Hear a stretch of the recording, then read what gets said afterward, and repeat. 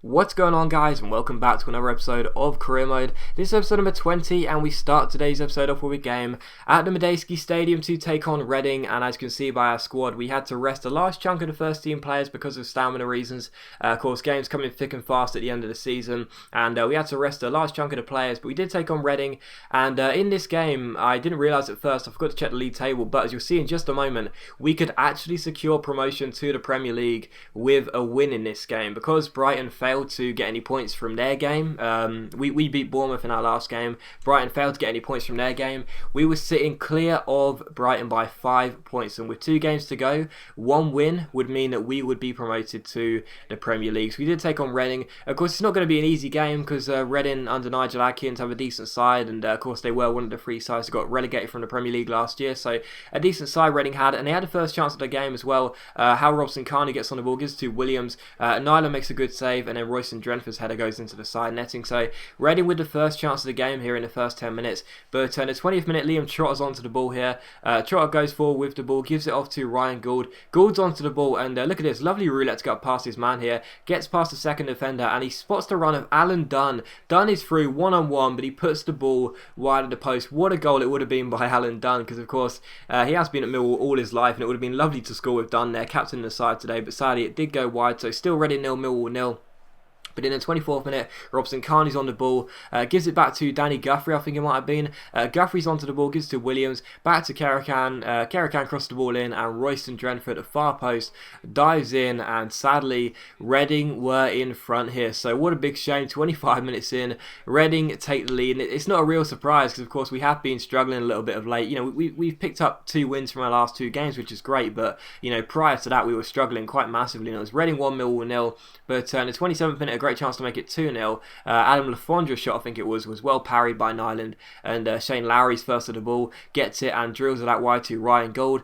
Gould's onto the ball, fake shots past Williams, and we go on a counter-attack here. Gould plays an unbelievable through ball to Liam Trotter. Trotter goes through one-on-one with the goalkeeper Federici. Can he score? Yes, he can. Trotter puts the ball in the back of the net, and no surprise, he runs to celebrate with Ryan Gould. Fantastic through ball by our little man. He may not improve in terms of stats, but I'll tell you what, he plays in fantastic through ball sometimes. Brilliant ball by Ryan Gould, and it's Reading 1, Millwall 1. But in the 31st minute, the ball gets chipped over the top to Adam Lafondra. Lafondra's onto the ball, finds Robson-Kanu. Kanu plays it back to Alf. Alf shoots, and sadly it takes a huge deflection off my defender, sliding in, and sadly it goes past Nyland, who, you know, trips himself up on purpose because he was so annoyed that Alf put the ball into the back of the net. So Reading 2, Millwall 1, 32 minutes played. What a big shame, but Reading were back in front. But just a couple of minutes after that, though, Reading come through once again. The ball gets chipped over the top to Robson-Kanu, and it's a great stop by Nyland. We managed to clear the ball away here, but it was still 2-1. But in the 45th minute, Ryan Gould's onto the ball, plays another great through ball over the top to Andy Keogh. Keogh goes through one-on-one, chips the goalkeeper, but sadly it hits the bar, and it's a simple catch for Federici. So still Reading 2, Millwall 1. That was how the first half ended, but in the second half here, the ball wasn't really cleared by us as Reading come on the attack here. The shot comes in, but it's wide of Nyland's post, so still Reading 2, Millwall 1. In the 55th minute, Williams is onto the ball, finds Alf. Alf to Robson-Kanu, back over the top towards Williams. Williams takes aim on a half volley, and he hits the post. So still Reading 2, Millwall 1. They were playing so much better than us. But in the 59th minute here, we get the ball. Keogh plays it through to Shane Lowry, our left back. And Shane Lowry runs through and scores. So it's Reading 2, Millwall 2. And I've got no idea what he was doing up there. But it was a great finish by Lowry for his first goal of the season. And it's Reading 2, Millwall 2. But it's in the 80th minute here. Alf is onto the ball once again. Takes aim, but Nyland makes a really good save. So this game was action-packed, man. You know, I mean, sure, my games may not be goal-fest, but every now and then they have some fantastic action. It was 2-2 here, but in the 85th minute, Williams is onto the ball here, turns past his man, takes aim, but drills his shot wide of the post. So it does indeed finish Reading 2, Millwall 2. So after this game, I was sitting there thinking, do you know what? We might actually have been promoted here. I'm not sure, because I wasn't entirely sure how Brighton got on in their game against Middlesbrough away from home. But if they failed to win that game, we would have been promoted. So Brighton had to win their remaining 2 games, but I looked at the final scores after this game, and sadly Brighton did go ahead and collect all 3 points away against Middlesbrough. So that does mean that the league table is not finalised. Brighton still can claim that second automatic promotion spot. They have to win their remaining game. We have to lose our remaining game. Otherwise, you know, things will stay as they are. So it's, you know, it says here, the news article says Millwall clinch promotion. promotion. Millwall promotion dreams have come to fruition as they have now been confirmed to compete next season in the Barclays Premier League, but we haven't. Unless my maths is unbelievably bad, we haven't. Brighton can still overtake us. So yeah, it's kind of odd. Maybe, I don't know, to be honest, but obviously it was still true that Brighton could indeed clinch that second spot come the end of the season, but in reality it was very unlikely. We had to lose our final game, and sure, we haven't been playing that well lately, but even so, I'd fancy our chances of at least picking up a point, and of course Brighton have to win their remaining game, so I still fancy my chances. As we did take on Wigan here at the Den, so taking on Wigan at home, and I fancy my chances really. Wigan, of course, are a decent side. Again, just like Reading, one of the sides that got relegated last year, but I still fancy my chances. We haven't lost a game in 3 games, so yeah, we're doing okay, and we should really be able to pick up the points here, at least get a point anyway. But we did take on Wigan after beating Reading. As we come into this game, just looking for a single point, just 1 point will promote us to the Premier League, as you can see by the table here. Brighton have to win their remaining game. All we need is a point. Brighton have to win. If they slip up whatsoever, they will be getting promoted anyway, regardless of the score here. But all we need is a point, and we'll be getting promoted. So Paul Robinson leads the side out here, possibly for the final season in the Championship for us, and hopefully. And we take on Wigan with an odd formation. I read your comments the first time we faced Wigan this season. Everyone was like, "Look at that formation." I was like, "What?" And I was like, "Oh yeah, that's a really odd formation, isn't it?" But we take on Wigan, and the first chance of the game came in the 41st minute, and Liam Feeney came through, and what a strike by Liam Feeney. What a shame that this guy's going to be leaving the club at the end of the season, because he's a really, really decent winger. His stats may not be that good, but he's got some decent pace, and as I said, he's got a decent end product as well. And what a great finish that was by Liam Feeney. It was a really good strike into the back of the net. Millwall 1, Wigan 0. Feeney gets the goal, and we're in front here. So as things stood, there was no way we were going to, choke in the last game. But in the 55th minute, a great chance for Wigan. Ben Watson gets his head to the ball, but puts it wide of Nyland's post. So it's still Millwall 1, Wigan 0 with 56 minutes on the clock.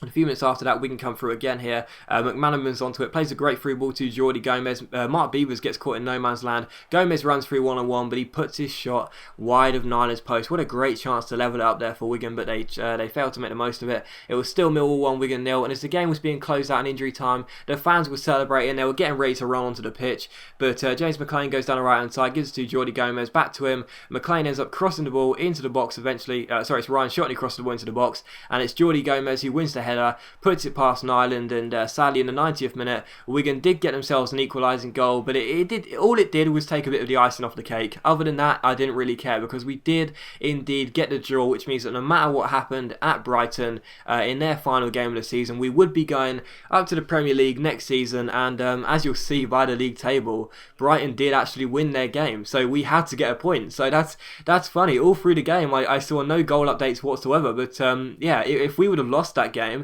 we would have gone down to the playoffs. So yeah, I can't believe it. It was actually a relief for us, really. During that game I was like, oh yeah, it's party time, we're celebrating, we're promoting, we can celebrate now, we don't need to worry about it. But no, actually it was a lot more tense than I thought. But we do get promoted, we do finish second. Brighton miss out on that automatic promotion spot, so we finish in second. QPR top the league. We get a grand prize of £40,000 for a fantastic season. Brilliant.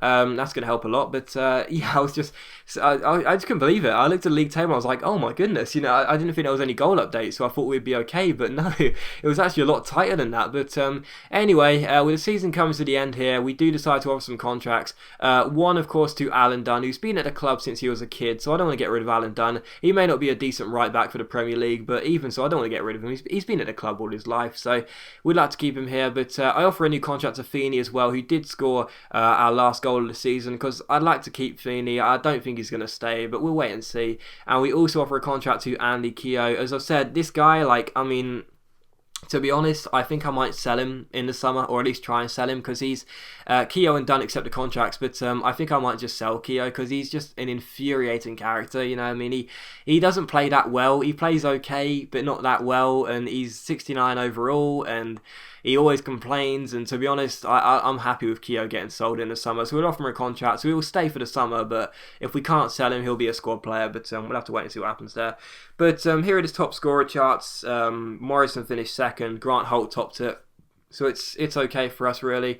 As expected, really. I didn't think we'd top any of these charts, but the assists were terrible. Ryan Gould was our best candidate. He finished 24th with 6 assists.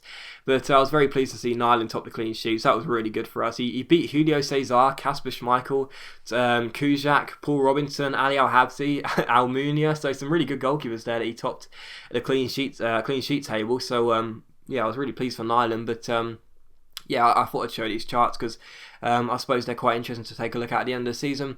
But here's the squad report as well, and yeah, like a lot of these players won't be here next season as well. This is the final squad report of the season. A lot of these players won't be here next season. Of course, a lot of them have their contracts expiring, such as obviously Paul Connolly and Carly Osborne. He's joining Bolton and players like that. So a lot of these players won't be here next season anyway. But to be honest, like I don't really mind because this club needs a lot of work doing to it. It really does. This squad, in my opinion, you know, is championship standard. The fact we got promoted is a real surprise. So this squad needs a lot of work doing next season. We're going to have to, well, I mean, you know, fingers crossed, touch wood, we get a lot of money from the board, because if we're given like, you know, 3, 4, 5 million, we are going to struggle next season because we need a lot of money because we need to redevelop this squad completely. And yeah, we need a lot of work doing to this squad. So a lot of players will leave on free agents. I'll probably look to sell a couple on in the summer, but we need to spend big in the summer. We need to get given a big budget first and foremost, and we need to spend big because otherwise we are going to struggle massively next season. But yeah, this is what the squad looks like, and I thought I'd also show the stats of the players as well, just because I don't mind showing this at the end of every season. It takes quite a while, but I don't mind showing it at the end of every season. But yeah, here are the final stats of the squad, and that was the squad report, and yeah, it's okay. But yeah, the board come to us and say major contract problem with Liam Feeney. Bad news, he's not going to sign a contract. We know that already. We've offered him like 12 contracts and he keeps saying no. I just want to keep him, man. Like I really do. I think he's a really decent player. He's very quick. He's a decent player, and I'd like to keep him, but sadly, it just doesn't look like it's going to happen. I don't mind keeping on offering contracts until he says no, and you know, our agent just cuts us off. But you know, to be honest, I just want to keep him at the club really. But it does look as though he's going to leave, and that will suck. But we offer Shane Lowry a new contract as well, and as you'll see here, he accepts it. So that's cool. It's another player that stays because he's 69 overall. He's not that bad. He's actually our best left back in the club, so that's fine. And we also got a new youth squad monthly report on Leal Gutierrez, who, as I've said, this guy looks better and better with every single youth score monthly report. 60 to 66 overall, 84 to 94 potential, 6'3", 16 years old. He's definitely getting promoted next season. I can't wait to use that guy. But yeah, the board come to us and say that they're very thankful that we've been here, and they feel that we're the best manager to keep them for the foreseeable future, to keep them up in the Premier League and to build on that. So that's nice. That was a decent email from the board, and yeah, once again we have another contract email because we've got loads of players. And again, I thought I would offer Liam Feeney a new contract and just hope for the best. We upped his wage salary per week. And we also gave him a goal bonus, but as you'll see in just a moment, he says no because he's not going to sign, he's not going to stay, which is fine. It's the last time we offer him a contract, so if you're sitting there saying, oh my god, stop offering him a contract, he's not going to sign one, I'm sorry, but I just want to keep him. But it does look like he's going to go. And we offer Scott Malone a contract extension as well because he's been a really decent left back. He's got a year left, but to be honest, he wants a 3-year extension and only $1 grand more, so I said yes to that deal. So Malone will be staying for the foreseeable future. That's great. I really rate Scott Malone as a left back, so that's good. And he'll be staying with us. And as you'll say here, the board come to us and say, you know, will you stop talking to Liam Feeney? He does not want to stay at the club, so there you go. But yeah, Feeney's going to leave. We also offered Danny Schittel a contract because I'm not sure whether he's going to retire at the end of the season or not. So it'll be nice to keep Schittel in the side. I think he is going to leave, but I offer him a contract just for the laugh, and he actually goes ahead and accepts that contract. So I'm not sure whether he's going to be here next season or not. If he is, that would be great. But he's already told us he's going to be retiring, so we'll have to wait and see what happens there.